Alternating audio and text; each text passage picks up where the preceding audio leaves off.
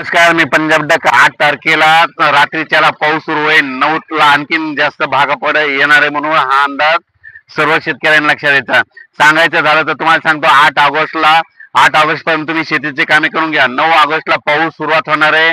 कर्नाटक, तेलंगणा, सांगली, सातारा, सोलापूर, कोल्हापूर, धाराशिव, बीड, अहिल्यानगर, पुणे, कोकणपट्टी, त्याच्यानंतर परभणी, लातूर, त्याच्यानंतर नांदेड, यवतमाळ, त्याच्यानंतर तो पाऊस हिंगोली असा म्हणजे 9 तारखेला या भागात सुरुवात होणार आहे.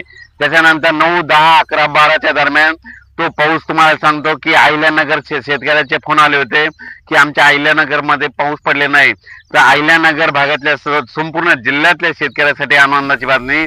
तुमच्याकडे मात्र 8 तारखेपासून ते 16च्या दरम्यान तुमच्याकडं म्हणजे राहुरी, त्याच्यानंतर राहुरी, शिर्डी, कोपरगाव, राहता, संगमनेर म्हणजे शिर्डी सगळीकडे म्हणजे सांगायचं झालं तर श्रीरामपूर, अहिल्यानगर भागामध्ये म्हणजे जिल्ह्यामध्ये सगळीकडं 9 तारखेपासून ते 12 पर्यंत चांगला शेतातून पाणी बाहेर निघणार पाऊस पडणार आहे आणि शेतकऱ्याच्या पिकांना जीवदान ठरणार आहे. म्हणून हा अंदाज खास अहिल्यानगर जिल्ह्यातल्या शेतकऱ्यांनी लक्षात घ्यायचा.